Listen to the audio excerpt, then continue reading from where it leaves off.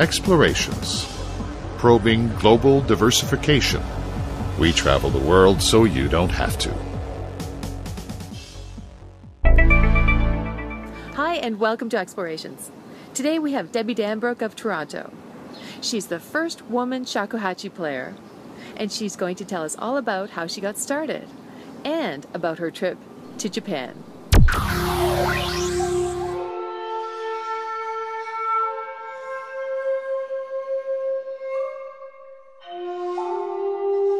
So with me today, Debbie Danbrook, shakuhachi flute player. I guess the first thing to ask is, on your website, it says that you are the first woman to become a master shakuhachi player. What was it about the shakuhachi that attracted you in the first place, or how did you get involved with it? Well, I had played flute all my life and enjoyed different types of music with the flute, classical music. I did a lot of performance art in Vancouver and then really got into jazz in Montreal. But I had a gig out in Vancouver and there was a performer there for a dance performance. And after the first note of hearing shakuhachi, my heart just sang and I knew that was my flute after that first note. And within almost just about a week later, I was in Japan. I just went to learn my flute. Really? So that was your influence, was just the fact that you heard the flute and boom, you're over there?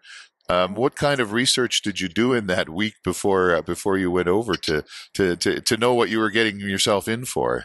Well, actually, I'm kind of glad that we didn't have the internet and all the resources at that time because I just jumped. I got my ticket, I went, I arrived in Japan, and it was, here I am, how do I find a teacher? Now that was the difficult part because there aren't a lot of shakuhachi players. It is a very specialized thing, but women don't play. And the Japanese people were so lovely to me, but they were too polite to actually sit me down and say, Debbie, women are not strong enough to be able to play shakuhachi. So I did have trouble finding a teacher. What do you mean by strong enough? Do you need a certain physical strength to play it? No, not at all. Shakuhachi is a very different instrument than almost any other instrument I've ever played. It's much different than any regular flutes.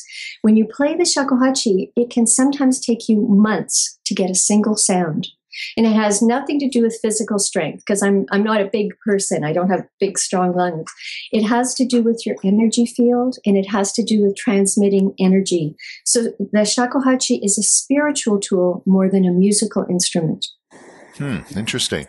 So how hard was it then to learn? How long did it take you? You say sometimes it takes weeks just to get one sound. How long did it take you to get to the point where you consider yourself proficient? Well, I don't know if you believe in past life experiences. Well, I hadn't really thought of it that much until that point in my life when I lived in Japan. But when I picked up that flute, I could play it. And not only could I play it, but as I started to learn the traditional Zen pieces, I could play them. So I wasn't learning them, I was remembering.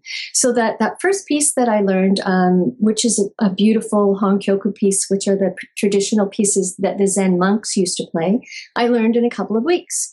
And it wasn't really till I came back to Canada and I was teaching here, teaching shakuhachi at University of Toronto. And I had a really good group of students. They were committed students. They're musicians. A lot of them had meditation background that I realized it takes a year to learn that piece that I learned in a couple of weeks. So I really was reconnecting with shakuhachi. That's why it had such a strong pull for me, such an impact the first time I heard it. And it was also an impetus to get me to Japan. I'd always wanted to live in Japan. And so I got to live there for 3 years during that period. And how has your opinion of Japan changed because of that experience? Oh, I love Japan. My heart is in Japan. I found a temple where it's my spot on the planet. I love my temple there. And every day I have pictures here at my altar and I go to my temple in meditation. But living in Japan was the most fantastic thing and the hardest thing. Like, Japan is wild. I don't know if you've been, but it is so unique. There are so many unique places on the planet, but Japan has amazing energy. The most spiritual places like my temple, and then this wild energy downtown. So many people, so much movement, so much going on. So living in Japan transformed my life. The shakuhachi was the key, the doorway I needed for my spiritual journey. So I love Japan. I love it. So tell us about the flute. How big is it? How is it made? I can show you here. Okay. See it. It's a very big piece of bamboo, and I don't know if you can see on the bottom there the size of the bamboo. Most bamboo flutes are quite tiny. You could practically just snap them, but this is a very heavy flute, and there is some wild history with it that was actually used as a weapon, but that's a whole different story. But I, of course, am using it as a spiritual tool. So it's this special kind of bamboo that, again, like so many woods on our planet, it's getting harder and harder to find. And then it is crafted over months and months. The bamboo actually has to sit for a year or so just to dry out. But you get a shakuhachi maker who's a master maker, and each flute has a different feeling, a different frequency. And there are 5 holes, 4 on the front and then 1 on the back. And he adjusts each of these holes to make this flute resonate with its own frequency. So they're a work of art. They're just incredibly beautiful. It is a nice looking instrument. The flute is used in meditation, as you mentioned, and in healing. Do the materials that it's made of lend themselves to it being used in meditation and healing? I think so, because when we're picking up a piece of bamboo and then we're pouring our spirit, our feeling, our frequency into it, it's like, for me, that bamboo comes alive when I play it. And my frequency and the frequency of the bamboo become one. What about the ritual aspect of learning and playing the flute? Does that lend itself to the spiritual side of things, to the healing and meditation? Yes, I think if you look at the lineage of shakuhachi, it goes back, it was an oral tradition. So a teacher would play a piece and the student would accept that piece from the teacher and then pass it on that way. Now the music is written, and so you get maybe 50% of what the piece is from the written part, but it's still very much an oral tradition, where so often in our classical teaching, we rely 100% on the music and less in the feel. So there's a feel that's passed on through shakuhachi. But I think also what I'm trying to do with the shakuhachi is to get way back to the original roots of it. And when you think of bamboo, the roots of the bamboo go deep into the earth and out in all directions, and they bring up that energy of the earth. And when I play shakuhachi, that's exactly what I try and do. Bring up the energy of the earth so that my heart can be as open as it can be. The idea of the power behind the flute, how does that influence and make you feel as a player, and then I guess as a listener as well? You've obviously experienced it as a listener before you learned, and now you're playing it yourself. What does it do to you? When I hear shakuhachi, my heart sings. It's like my heart just opens up. And if you have any understanding or anything about the energy field around our body, our heart chakra is right at the center, and our heart is for love and for relationship. And this shakuhachi, the sound and the feeling from the shakuhachi, I think, has a unique quality where it can really go into our hearts and help to open our hearts. And the more our hearts are open, the more loving we are to ourselves and to everyone around us. So shakuhachi is amazing. Sounds like you're into it. Now, you've also taken it and used it in collaboration with other musicians, taken it beyond just its basic function, I would say. How has it affected your associations with other musicians and people? I think people outside of Japan respond to shakuhachi in a very kind of visceral way. They hear it and they're moved by it. When I play, especially when I was living in Japan and playing, people have a connotation of shakuhachi being something kind of old-fashioned, whereas because we don't have that connotation of a cultural background, when we hear shakuhachi, people just love it. And musicians and working recording studios, everyone just loves it. They love recording it, they love hearing it, they love playing along with it. So I love to collaborate and shakuhachi, and I also sing. My voice sounds quite a bit like my flute actually, but I love collaborating and playing with other people and just seeing what emerges from that creative impetus. Now, from your website and reading about your biography and whatnot, it seems like you've used this in so many different situations, and we were just talking about playing with other players as well. Do you have any specific stories about situations you've been involved in that stand out in your mind during your shakuhachi experiences? Oh, a million. Probably.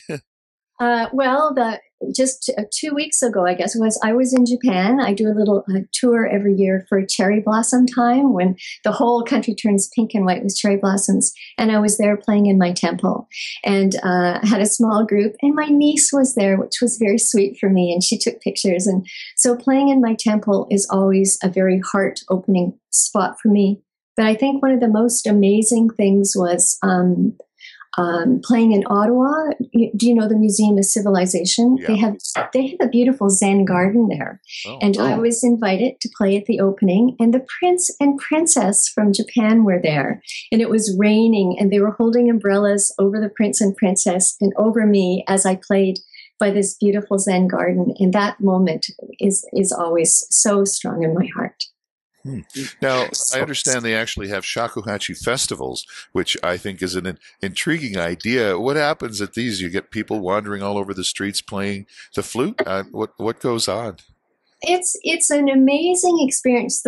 I went to the first one in Japan, and it was up a mountain. And in Japan in the summer, the heat is unbelievable, and the humidity. Excuse me. And just thinking about it, you can feel that heat. And there were 200 of us playing just the low note on the shakuhachi, playing a low D. And to be in a group of that many shakuhachi players just playing one sound, it felt like you were swimming in the sound. And I felt that 20 minutes just transformed me. It was beautiful. But the next one was in Colorado, in Boulder. And I was invited to perform, and I was the only woman playing shakuhachi at that festival. There were women there that were studying, but I got to get up in front of 200 players, mostly men, and to play my what I feel is very much the spiritual roots, the kind of the spiritual connection with our angels. To play that for those men was an amazing play. The fact that you're the only woman playing often, do you feel centered out, or do people respect you as a player? Yes, yeah, for sure. A lot of that feeling has disappeared, that it's just something people do for a hobby, old cultural thing. I played at Expo in Japan, I guess, I don't know, 8 years ago or whatever, and there were shakuhachi players came specifically to hear me. So things have changed. Yeah, are changing.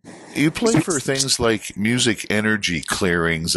I'm trying to picture what that is, and you've played in so many interesting situations. Who would typically use your services in this kind of example?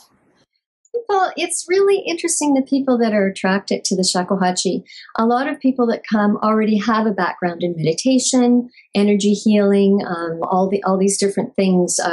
But some people just hear shakuhachi and they love it. And so I have people come to my music meditations where they get to lie on the floor, and they've never done anything like this before, I know, but they come because they love shakuhachi.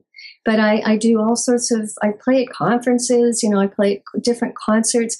Our latest CD, Light from the Super Earth, is quite jazzy, and we released that here in Toronto at the Jazz Bistro. So the shakuhachi lends itself to many different venues and events, but always, for me, it's that feeling of offering the spiritual side of it, the healing and the light that comes through in the music for me.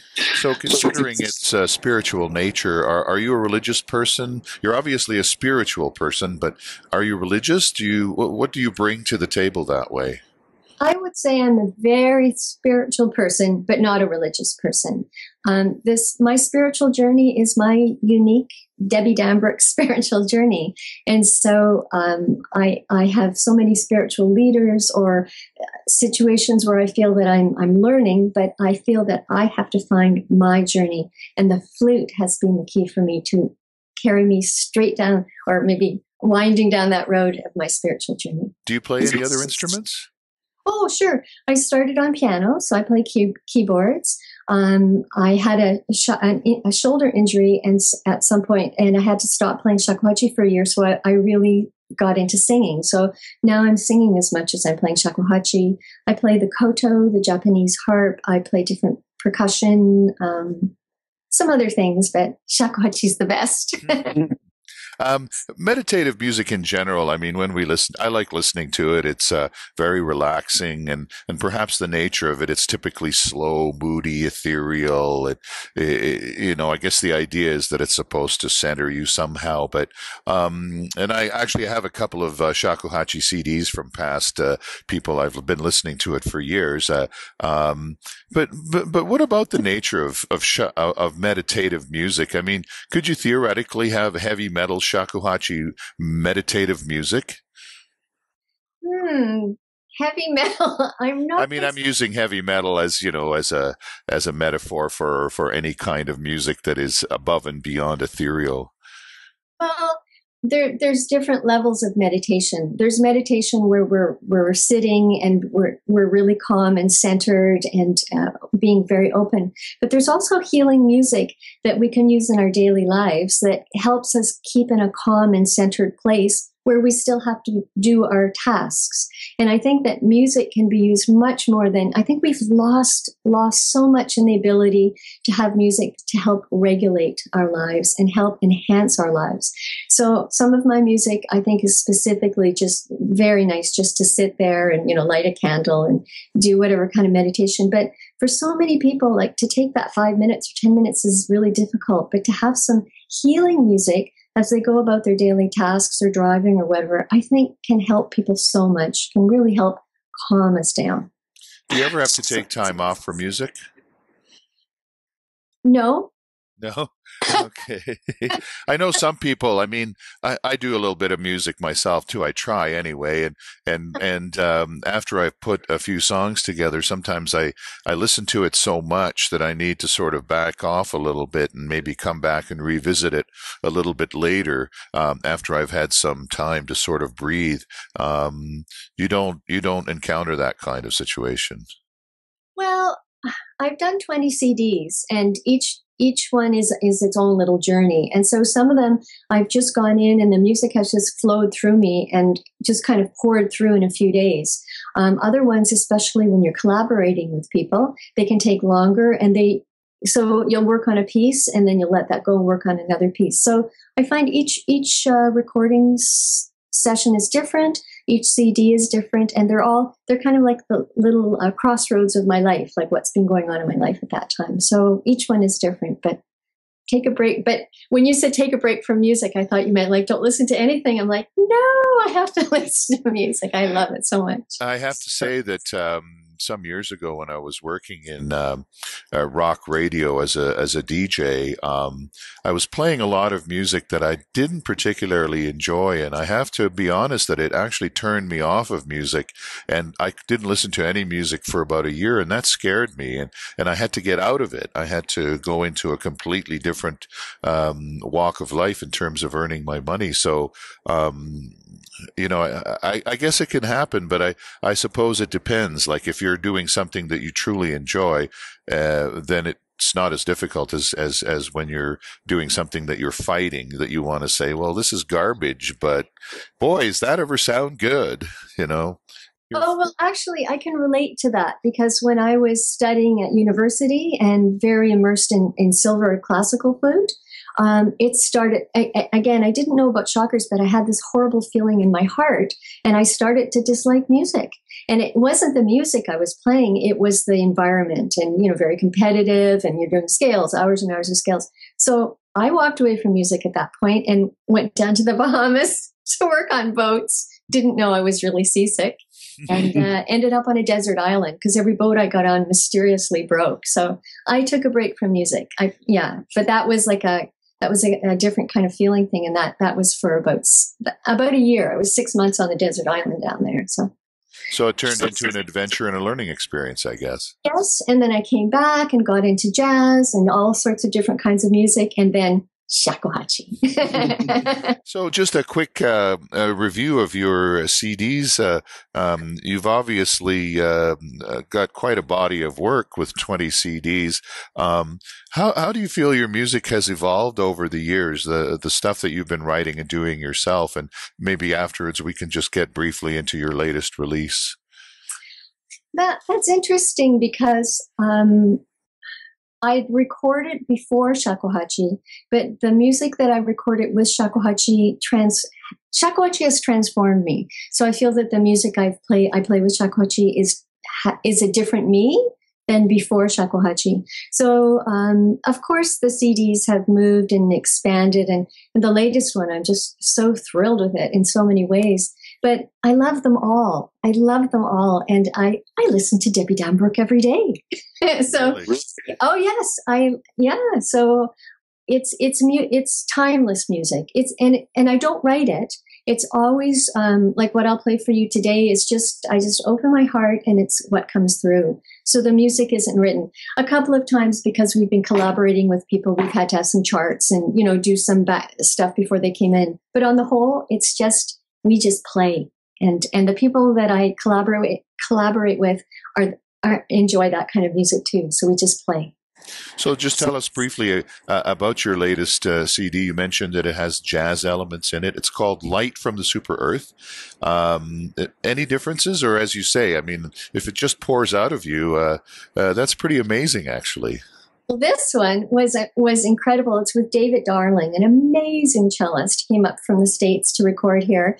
And we went into the studio for 3 days and just played and played and played. And we did have a few things, mapped out just to use our time as well as we could. But boy, we unbelievable amount during those sessions. And then that music, all the CDs have been engineered by Steve Raymond, engineered but produced, and he's amazing. And the way he shaped and molded that, and all the people involved. And the final thing was it was taken over to England, and it was mastered by Tim Young, who mastered the Beatles Love CD. So it has Beatles Love music feeling in it too. So. Yeah. Amazing. And you're under a sort of a more general title called Healing Music. Tell me about that. To me, healing music embodies all types of music, not just music for meditation, but music that helps calm us, music that it can calm and energize us too. So we don't want to be completely like blah. We want to have energy, but stay centered and grounded. So different CDs for different people, for different situations. There's music there that people have used for birth. There's CDs that people have, Sacred Sounds for the Soul is the one I wrote for my dad when he needed to die when he was 98. And so people are using that in palliative. So different CDs, different situations, different things going on in our lives. Can you just tell us about the website? Just promote it briefly. How people could access it? It's just it's healingmusic.com. And then you're sort of a subcategory in that on the internet anyway. Yeah, so just look for healingmusic.com, and I also have debbiedanbrook.com will take you there. And lightfromthesuperearth.com has its very own website. There's a beautiful, beautiful video there under the media button that Chris Gardner did. It's one of my favorite videos. So we gave it its own website because it's the newest CD. So we're excited. I've heard it. Sounds great. Thank you. All right. And thanks for talking to us. Fantastic. Thank you so much for having me, and it was just lovely. Thank you. Lots of luck. Thank you. Bye-bye. Okay. Thank you, Debbie. For more information about Debbie, please go to her website at debbiedanbrook.com or healingmusic.com. For Explorations, I'm Nina Hilger.